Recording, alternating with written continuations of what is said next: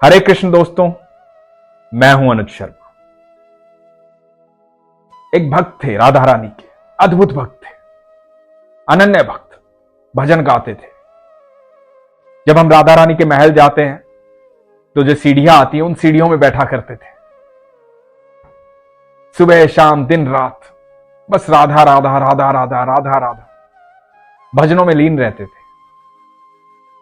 कोई कुछ दे देता तो खा लेते थे, नहीं मिलता तो कोई बात नहीं। ब्रजदास अपनी भक्ति में लीन रहते थे और राधा रानी के पास आने वालों की तो भीड़ लगी रहती है। एक दिन एक बड़े सेठ आए। बड़े सेठ ने देखा कि ये अलग ही भक्त है, कितने सुंदर भजन गाता है, लीन रहता है भक्ति में। जब मैं अंदर दर्शन करने गया था तब भी भजन गा रहा था, अभी बाहर आया हूं तब भी भजन गा रहा है। किसी से भिक्षा भी नहीं मांग रहा है, किसी से कुछ चाह भी नहीं रहा है, सुंदर भजन गा रहा है, सच्चा भक्त है राधा रानी का। तो सेठ ने ब्रजदास को 100 रुपए दिए। बात बहुत पुरानी है, उस समय के 100 रुपए लाख रुपए के बराबर होते थे। 100 रुपए दिए। ब्रजदास की आंखें खुली। ब्रजदास ने 100 रुपए का नोट लेकर के माथे से लगाया।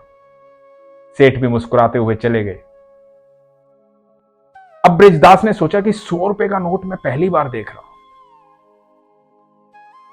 जीवन में इतना बड़ा नोट तो देखा ही नहीं, इतने सारे पैसे तो एक साथ देखे ही नहीं, और कोई सेठ मुझे देकर चला गया।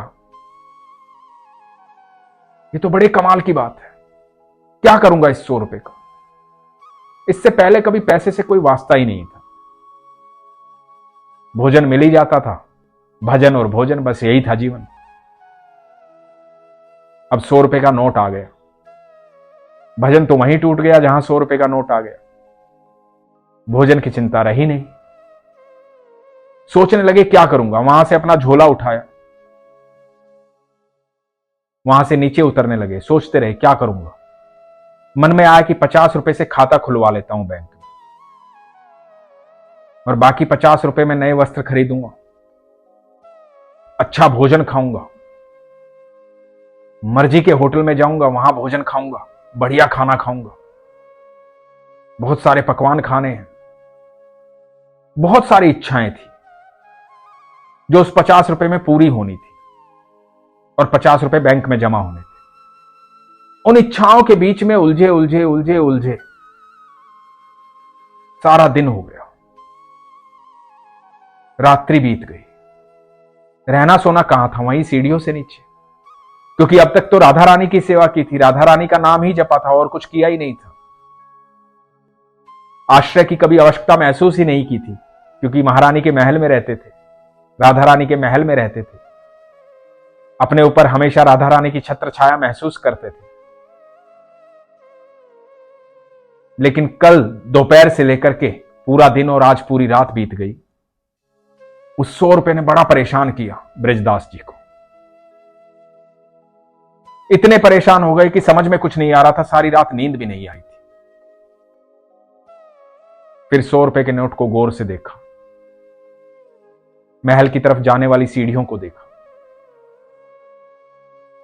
भागे भागे ऊपर गए, अपने स्थान पर जाकर बैठे जहां रोज बैठते थे। उस 100 का नोट लिया और फाड़ दिया, और जोर से रोने लगे।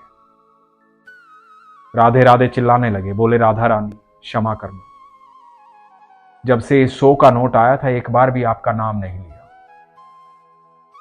आपको कैसे भूल सकता हूं मैं? मेरी जुबान पर आपका नाम ही नहीं है, मेरे ख्यालों में आपका नाम ही नहीं है, मेरे दिमाग में कुछ और ही चल रहा है। ऐसा नोट जो मेरी राधा रानी को मुझसे दूर कर दे, ऐसा नोट मेरे किस काम का?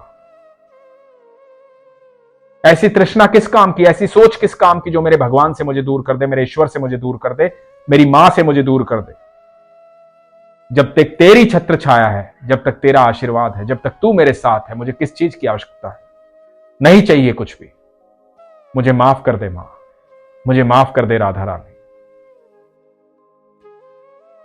और नोट के टुकड़े कर कर फेंक दिए और लगे अपना भजन करने।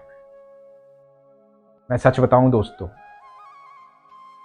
हमारी जितनी मूलभूत आवश्यकताएं होती हैं ईश्वर हमेशा पूरी करते हैं, हमेशा, क्योंकि उन्होंने जन्म दिया है।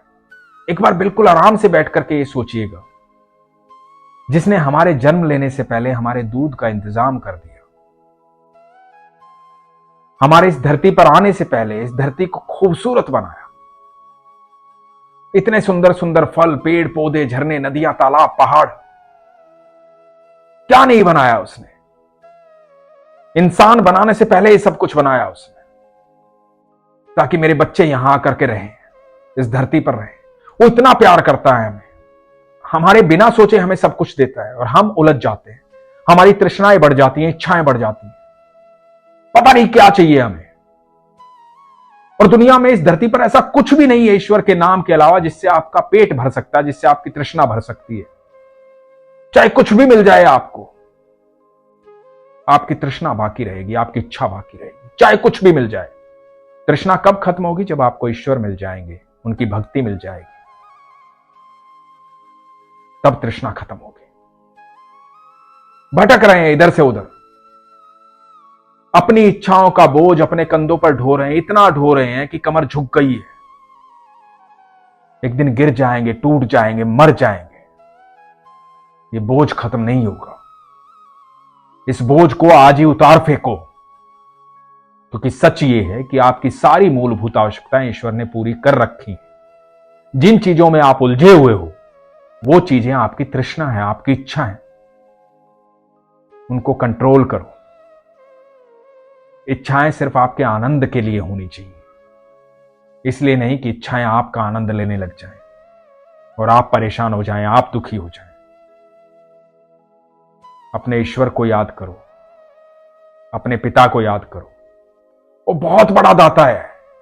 हमारे पात्र इतने छोटे छोटे से हैं, इतने छोटे छोटे से, क्या मांगेंगे हम उनसे? वो इतना दे सकता है जिसकी कल्पना भी नहीं कर सकते हैं, इतना दे सकता है। छोटी छोटी इच्छाओं के लिए मरे जा रहे हैं। क्यों? किस लिए? खुश रहो, आनंद में रहो, इन इच्छाओं को मार दो। सच कह रहा हूं, नहीं तो इच्छाएं तुम्हारा भोग करेंगी, तुम इच्छाओं का भोग नहीं करोगे। इस सफर का आनंद लो, अपने ईश्वर पर विश्वास रखो। सच कह रहा हूं, वो किसी चीज की कमी नहीं होने देगा। इसलिए हमेशा कहता हूं, अपने विश्वास को मजबूत रखो, अपना ख्याल रखो। हरे कृष्ण।